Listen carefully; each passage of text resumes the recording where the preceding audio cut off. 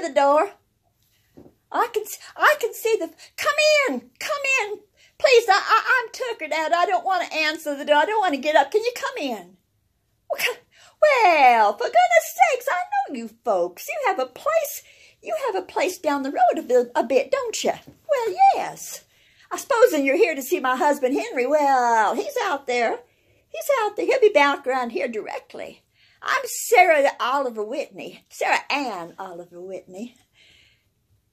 Henry's my husband. Well, we was out walking this morning out the tree line.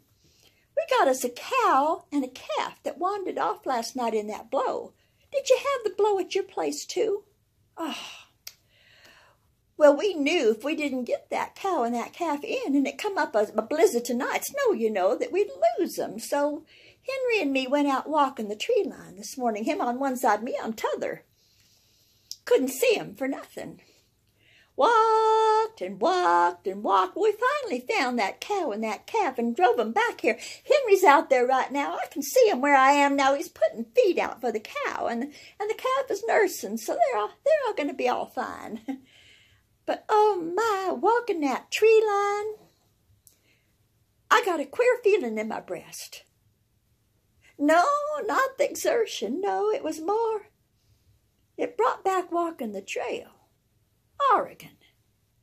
Oh, that was a hard journey in so many ways. And it brought back them feelings.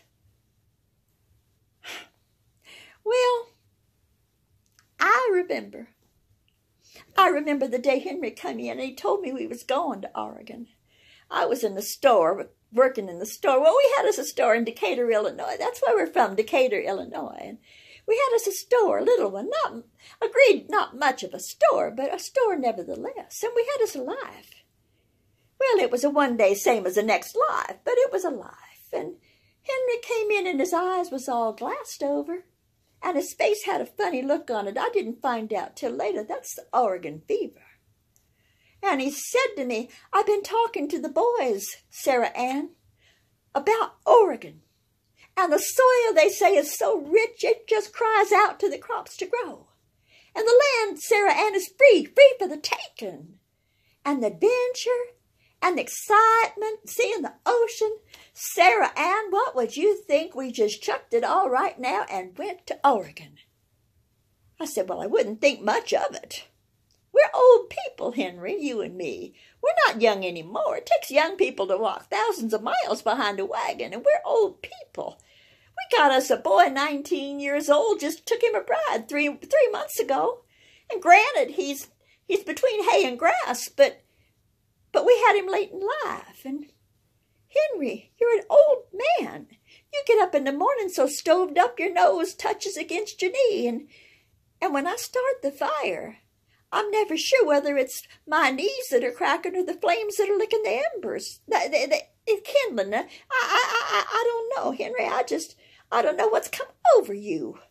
You're a crazy old man, it seems to me. Them boys you're talking about that you were talking to Oregon, why, they haven't been young. They haven't been boys since Methuselah was a child. Oh, you're a crazy old coot, Henry, a crazy old coot.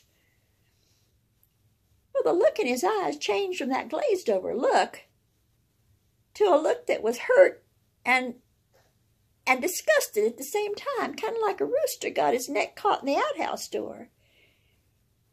And he didn't say nothing more, and so I figured we was done with it. 2 weeks went by, and I didn't talk about it to him. And then one day I was locking up the store, and he came from the back room. He said, Sarah Ann, we have to get some things clear between us, because we have to be in St. Joe by the middle of next month. St. Joe, I asked him, why would we have to be in St. Joe? He said, well, that's where the wagon train leaves from, and it has to go a certain time. You know, it has to be late enough, Sarah Ann, that the grass is green and supper for the animals, and late enough, and early enough, Sarah, that when they got to the mountains, they have time to get over them, you know, before the snow sets in 15, 20 feet. Why, I remember that those Donner people went over the passes and they got stuck and they ate one another, Sarah Ann. When they ran out of food, they ate one another, man, woman, and child. I said, I am not going to Oregon. I already told you that, Henry. We don't have a discussion about it anymore. He said, no, we don't, because you don't have a choice, Sarah. And I sold the store and I sold the house. Sold the store and the house. Well, the store was part his, but the house. I was born in that house and my daddy died in that house. It was mine. What are you going to do? I said, about Michael and his bride. He said, well, it's for Michael I want to go. Partly. The boys said their states are talking war, and if war comes, they'll likely conscript Michael into the army, and then what would little Elizabeth do? Well, that was true enough, and I got to thinking on it. And then I got to thinking on something else. Mother Whitney, Henry's mother, she and I never had really got along. Well, we got along tolerable when she lived in her own house.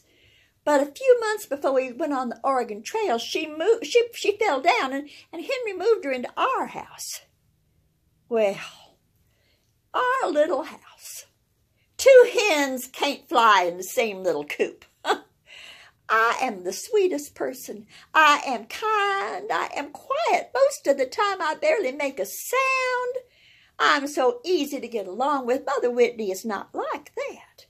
Mother Whitney insists on having her way all the time, while I would put a kettle of water on to boil, and she would tell me the bubbles was coming up on the wrong side. And then it occurred to me, if we went to St. Joe first, before we set out on the Oregon Trail, we could leave Mother Whitney with her baby sister Rose and Rose's husband George. And that might just be one of the best things we had ever done. Yes, Oregon was getting to look better to me all the time. Well, Henry went and got the wagons. I thought they was a lot bigger than they are.